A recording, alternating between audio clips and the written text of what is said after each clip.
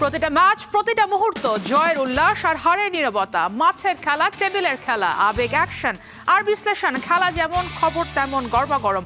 Welcome to Star Play. আপনাদের সাথে আছে আমি সারা মাহবুব। শুরুতেই শিরোনাম।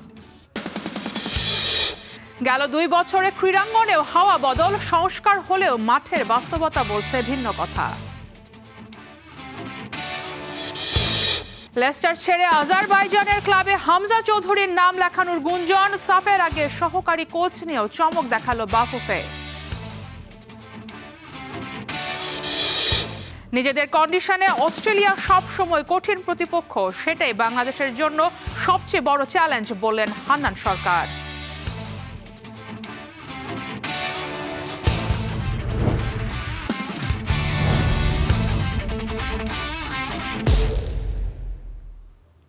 এবারে বিস্তারিত। 5 আগস্ট 2024 শুধু একটি সরকারের পতন নয়, বদলে যায় বাংলাদেশের রাষ্ট্র পরিচালনার পুরো কাঠামো। সেই পরিবর্তনের ঢেউ পৌঁছে যায় দেশের ক্রীড়াঙ্গনে। যে ক্রীড়া প্রশাসন বছরের পর বছর রাজনৈতিক প্রভাব, একই নেতৃত্ব আর বিতর্কে আটকে ছিল, সেখানে শুরু হয় সবচেয়ে বড় পুনর্গঠন। 2 বছরে কি বদলেছে বাংলাদেশের খেলাধুলায়?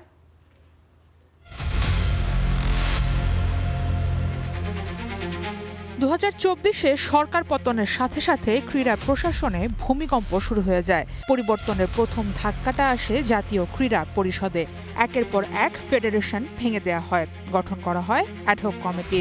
উদ্দেশ্য দলীয় প্রভাব কমিয়ে নতুন নেতৃত্ব আনা। সরকার ঘোষণা দেয় কেউ একই পদে 2 মেয়াদের বেশি থাকতে পারবেন না। অর্থাৎ দীর্ঘদিন ধরে একটি ফেডারেশন দখলে রাখার সংস্কৃতির অবসান ঘটানোর উদ্যোগটা নেওয়া হয়। গেল 2 বছরে ইতিবাচক পরিবর্তনের বড় হাওয়াটা লেগেছে দেশের ফুটবলে। নারী ফুটবলের ধারাবাহিক সাফল্য দেশের ফুটবলে নতুন আশার জন্ম দিয়েছে। বাংলাদেশ প্রথমবারের মতো নারী এশিয়ান কাপের মূল পর্ব নিশ্চিত করে। অন্যদিকে কাজী সালাউদ্দিনের পর তাবিথ আওয়ালের নেতৃত্বে ছেলেদের ফুটবলটা দীর্ঘমেয়াদী পরিকল্পনায় গোছানোর চেষ্টা চলছে। বিদেশি বংশোদ্ভূত ফুটবলার যুক্ত হওয়া, প্রবাসী প্রতিভা খোঁজা এবং দীর্ঘমেয়াদী পরিকল্পনার উপর জোর বেড়েছে এই 2 বছরে। ক্রিকেটে দেখা গেছে সবথেকে বড় নাটক। একদিকে যেমন হামজা চৌধুরীর মতন নতুন পোস্টার বয় পেয়েছে বাংলাদেশ, অন্যদিকে লাল সবুজের জার্সি থেকে হারিয়ে গেছেন সাকিব আল হাসান। সাকিব মাশরাফি ইস্যু সহ সবথেকে বেশি আলোচনায় ছিল বাংলাদেশ ক্রিকেট বোর্ড। প্রথমে দীর্ঘদিনের সভাপতি ফারুক আহমেদের নেতৃত্বে শুরু হয় নতুন অধ্যায়। এই 2 বছরের মাঝে ক্রিকেটের সবথেকে ক্ষতি হয়েছে রাজনৈতিক বৈরিতার জেরে 2025 টি-20 বিশ্বকাপে না খেলা। কিন্তু সেখানেই শেষ নয়। 2026 সালে বিসিবির নির্বাচন নিয়ে তদন্ত করে জাতীয় ক্রীড়া পরিষদ। তদন্তে অনিয়মের অভিযোগ পাওয়ার পর পুরো বোর্ড ভেঙে দেওয়া হয়, গঠন করা হয় নতুন অ্যাডহক কমিটি।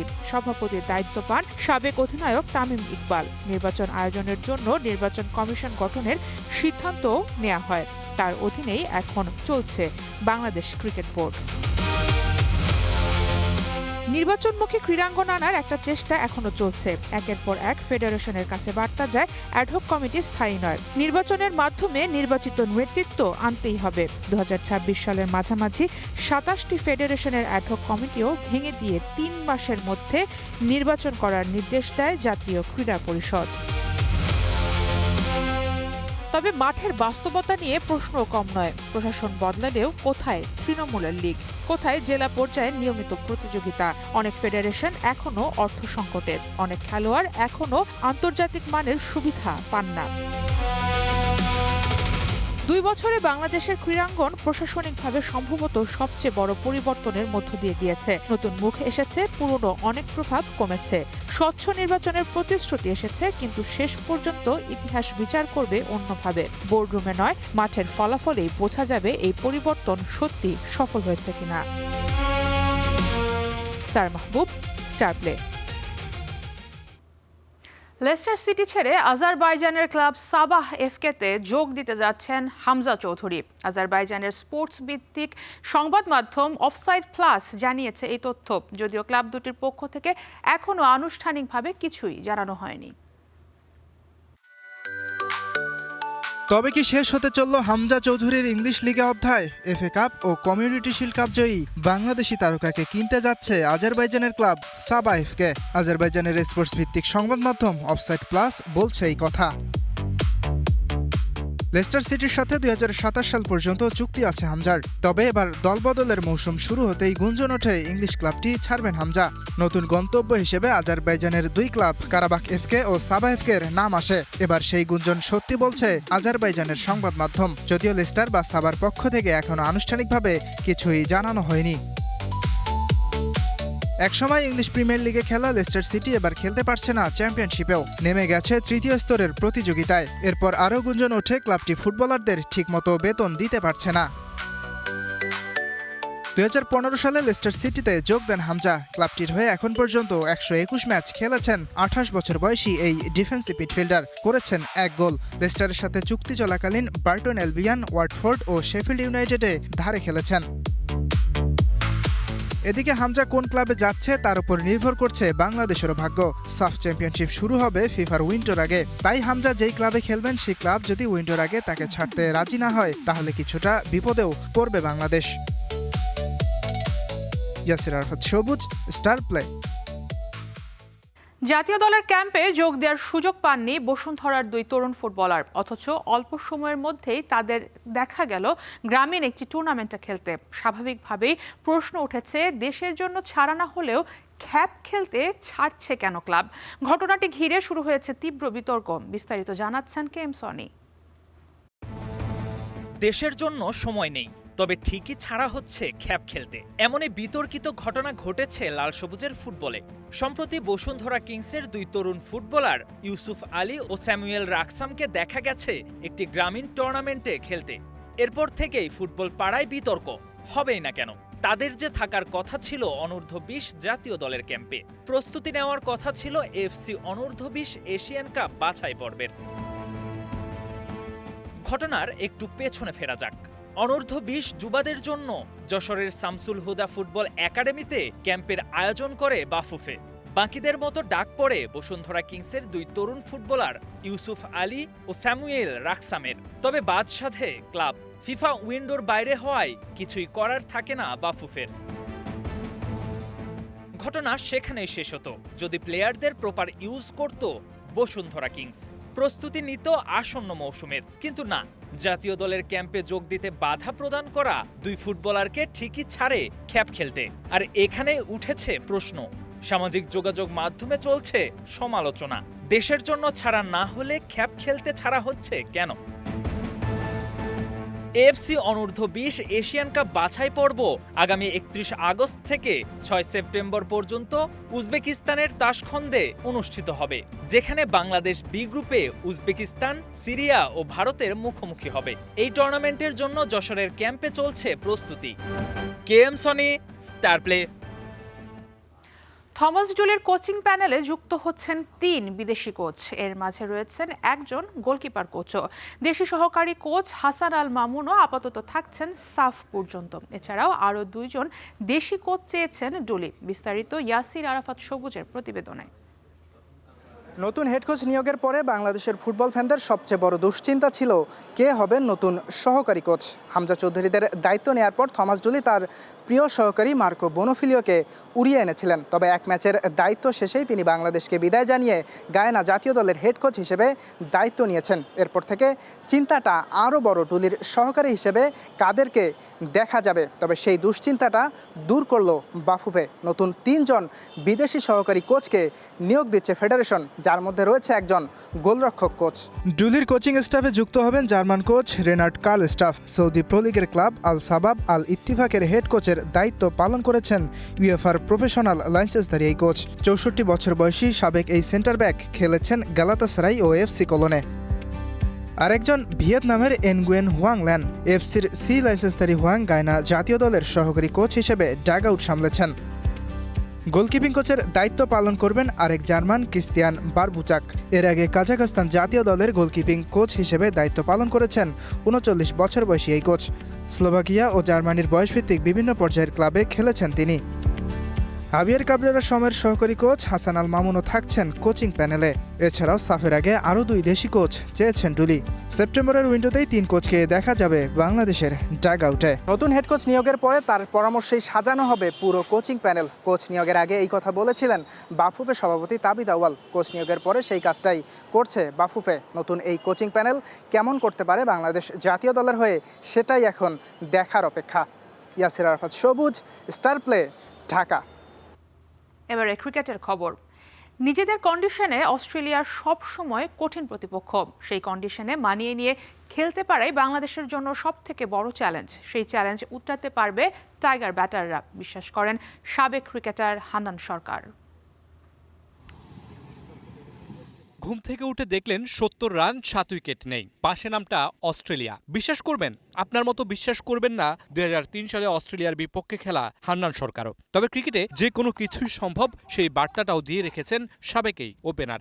৭০ রানে ৭ উইকেট, আমার মনে হয় এটা কিছুটা টাফ, অসম্ভবই বলবো। বিকজ এই কন্ডিশনে আমাদের যারা বোলিং করছে তারা কখনো খুব বেশি বল করেছে আমি বলবো না, লাইক এবাদত, খালেদ, তাসকিন যারাই আছে। অস্ট্রেলিয়ার যে ব্যাটিং লাইন আপ, সেই ব্যাটিং লাইন আপের এগেইনস্টে আমার মনে হয় যে অস্ট্রেলিয়াকে আউট করে ৭০ রানে আউট করা খুবই কঠিন। বাট ক্রিকেটে অসম্ভব কিছু নেই, যদি এটা হয় তাহলে স্বপ্নমূর্তি মনে হবে আমার কাছে। অস্ট্রেলিয়ার কন্ডিশন পেসারদের স্বর্গরাজ্য। টাইগারদের টাফ টাইম দিবে মিচেল স্টার্করা। তবে বর্তমান টাইগার ব্যাটারদের উপর আস্থা রাখছেন সাবেক এই ক্রিকেটার। ওয়ার্ল্ড ক্রিকেটের যারা ডোমিনেটিং বোলিং লাইন আপ ছিল তারা ছিল ঠিক একইভাবে অস্ট্রেলিয়া। যদি এখনকার বলি, এখনকার যারা নামগুলো প্যাট কামিন্স, হেজেলউড বা স্ট্রাইক যাদের বলি, এরাও কিন্তু ওয়ার্ল্ডের এখন ডোমিনেটিং ক্যারেক্টার।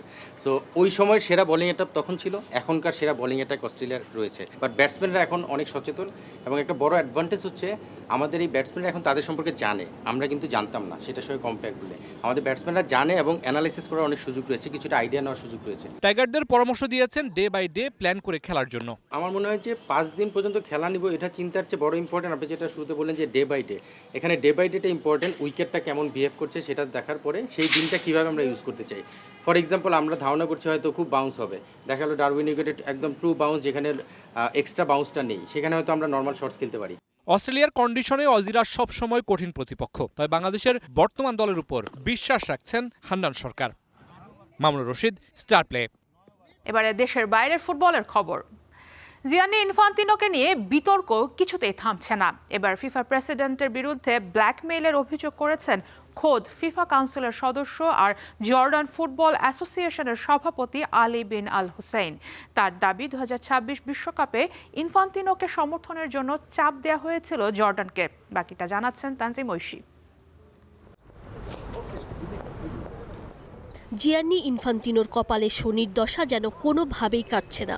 ফিফার শীর্ষ কর্তাকে ঘিরে আবার উঠেছে বিস্ফোরক অভিযোগ, সেটাও কিনা খোদ ফিফা কাউন্সিলের সদস্য এবং জর্ডান ফুটবল অ্যাসোসিয়েশনের সভাপতি আলী বিন আল হুসেইনের। তার দাবি 2026 বিশ্বকাপে তাকে রীতিমতো ব্ল্যাকমেইল করেছেন ফিফার সভাপতি। আলী বিন আল হোসেইনের অভিযোগ, টুর্নামেন্ট চলাকালে ফিফার পক্ষ থেকে তাকে মৌখিকভাবে জানানো হয় ইনফান্তিনোকে সমর্থন দিলে জর্ডান ফুটবলের বিভিন্ন সমস্যার সমাধানে সহযোগিতা করা হবে। কিন্তু এর আগে দীর্ঘ কয়েক মাস বিভিন্ন বিষয়ে সহায়তা চাইলেও কোনো সাড়া পায়নি জর্ডান ফুটবল অ্যাসোসিয়েশন। এই ঘটনাকে তিনি সরাসরি ব্ল্যাকমেইল বলে অভিহিত করেছেন। এতেই শেষ নয়, জর্ডান ফুটবলের ক্ষোভ জমেছে আরও নানা ইস্যুতে। খোদ ফিফা কাউন্সিলের এই সদস্যর দাবি, বিশ্বকাপে অংশ নিতে গিয়ে জর্ডানের সমর্থকদের চড়া দামে টিকিট কিনতে হলেও যুক্তরাষ্ট্রের ভিসা মেলেনি।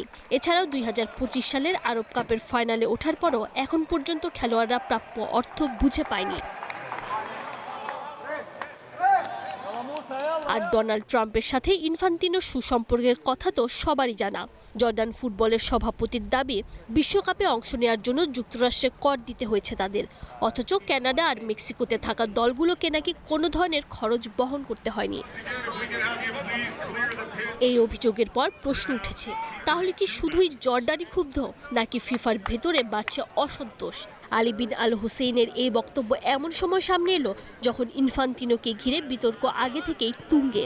অন্যদিকে প্রথমবারের মতো বিশ্বকাপ খেলতে আসা জর্ডান গ্রুপ পর্ব থেকে বিদায় নিলেও মাঠের লড়াইয়ের চেয়ে এখন বেশি আলোচনায় মাঠের বাইরে তাদের এই অভিযোগ।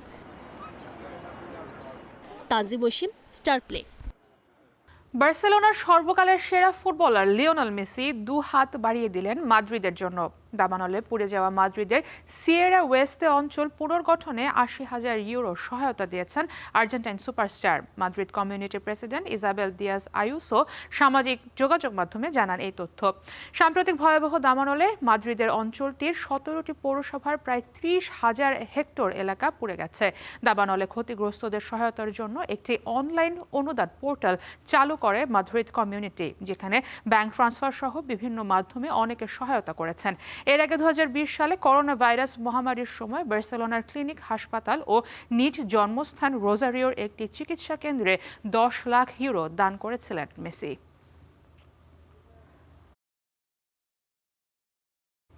ইউরোপের দলবদল বাজারে প্রতিদিনই যোগ হচ্ছে নতুন নতুন গুঞ্জন আর বড় আপডেট। রদ্রিকে নিয়ে রিয়াল মাদ্রিদ ও বার্সেলোনার আগ্রহ, ম্যানচেস্টার সিটির বিকল্প পরিকল্পনা, মোহামেদ সালার নতুন ক্লাব আর ভিনিসিয়াসের নতুন চুক্তি, সব মিলিয়ে জমে উঠেছে ট্রান্সফার মার্কেট। ইউরোপিয়ান ফুটবলে দলবদলের সব খবর একসাথে করে জানাচ্ছেন তানজিম ঐশী। ক্লাব ফুটবলে রদ্রির কদর আগেই ছিল। বিশ্বকাপ আর গোল্ডেন বল জিতে দামটা বেড়ে গেছে কয়েক গুণ। ম্যানচেস্টার সিটির স্প্যানিশ এই মিডফিল্ডারকে দলে পেতে আগ্রহী রিয়াল মাদ্রিদ খবরটা পুরনো। তবে স্প্যানিশ দৈনিক AS এর দাবি পুরো পরিস্থিতির ওপর নজর রাখছে বার্সেলোনাও। রদ্রির বর্তমান চুক্তির মেয়াদ আর মাত্র ১ বছর। জানা গেছে তিনি নিজেও স্পেনে ফিরতে আগ্রহী। তবে ম্যানচেস্টার সিটি ৬০ মিলিয়ন ইউরোর চেয়ে বেশি ট্রান্সফার ফির দাবি করায় আপাতত কিছুটা পিছিয়ে গেছে রিয়াল। যদিও বিভিন্ন প্রতিবেদন বলছে সিটি ছাড়লে তার প্রথম পছন্দ রিয়াল মাদ্রিদই। তবে এখানেও পাখির চোখ বার্সার। তাহলে তার শূন্যস্থান কিভাবে পূরণ করবে ম্যানচেস্টার সিটি? বিশ্বকাপজয়ী অধিনায়কের বিকল্পও ঠিক করে ফেলেছে ম্যান সিটি। এই মিডফিল্ডারের সম্ভাব্য বিদায়ের কথা মাথায় রেখে ইতোমধ্যেই নাকি বিকল্প পরিকল্পনা তৈরি করে ফেলেছেন এনজো মারেস্কা। ক্লাবটা নজর দিয়েছে ফরাসি ক্লাব লিলের মাত্র ১৮ বছর বয়সী মরক্কান মিডফিল্ডার আইয়ুব বুয়াদির দিকে। ব্যক্তিগত শর্তে দুই পক্ষের সমঝোতা নাকি হয়ে গেছে বলেই শোনা যাচ্ছে। এখন শুধু লিলের সঙ্গে প্রায় ৭০ মিলিয়ন ইউরো ট্রান্সফার ফি নিয়ে আলোচনা চলছে। অর্থাৎ রদ্রি চলে গেল মাঝমাঠের নতুন তারকা এনে শূন্যস্থান পূরণ করতে প্রস্তুত সিটিজেনরা। এবার নজর দেয়া যাক ইউরোপের বাকি উল্লেখযোগ্য ট্রান্সফার আপডেটগুলোর দিকে। লিভারপুল ছাড়ার ঘোষণা তো আগেই দিয়েছিলেন মোহামেদ সালাহ। অপেক্ষা ছিল কোথায় যাবেন সেটা জানার। মিশরের তারকা ফরওয়ার্ডকে দলে ফেরানোর জন্য আনুষ্ঠানিকভাবে আলোচনা শুরু করেছে তুরস্কের শীর্ষ লিগের ক্লাব ট্রাবজনস্পর। মঙ্গলবার এক বিবৃতিতে বিষয়টা নিশ্চিত করেছে ক্লাব কর্তৃপক্ষ। এদিকে ডেইলি মেইলের প্রতিবেদন অনুযায়ী ভিনিসিয়াস জুনিয়রকে নতুন চুক্তির প্রস্তাব দিয়েছে রিয়াল মাদ্রিদ। তবে বেতন আর সাইনিং বোনাস নিয়ে এখনও দুই পক্ষের মধ্যে সমঝোতা হয়নি। অন্যদিকে বার্সেলোনার ফেরান তরেসকে এই সপ্তাহেই দলে ফেরাতে চায় PSG। প্রায় ৫৫ মিলিয়ন ইউরো চুক্তি নিয়ে আশাবাদী ফরাসি ক্লাবটা। আবার কাতালানদের তরুণ মিডফিল্ডার মার্ক বের্নালের জন্য ৩৫ মিলিয়ন ইউরোর প্রস্তাব দিতে প্রস্তুত অ্যাস্টন ভিলা। ম্যানচেস্টার ইউনাইটেডের ফরওয়ার্ড মার্কাস রাশফোর্ডকে দলে পেতে আগ্রহী তুরস্কের ক্লাব ফেনারবাচে। আর পিএসজির উইঙ্গার ব্রেডলি বারকোলার জন্য ১০০ মিলিয়ন ইউরোর বেশি প্রস্তাব দিয়েছে লিভারপুল। তবে পিএসজি ১৫০ মিলিয়ন ইউরোর কমে তাকে ছাড়তে রাজি নয়। গুঞ্জন আছে টটেনহ্যামের ক্রিস্টিয়ান রোমেরোকে দলে পেতে আগ্রহী ইন্টার মিলান। কথা চলছে ক্লাব পর্যায়ে নটিংহ্যাম ফরেস্টের মর্গান গিবস হোয়াইটকে দলে পেতে আগ্রহী বায়ার্ন মিউনিখ আর চেলসি। সব মিলিয়ে জমে উঠেছে দল বদলের বাজার। Tanjim Oishee, star play. আজকে খেলাও থামবে না, খবরও না, সাথে থাকুন স্টার প্লের।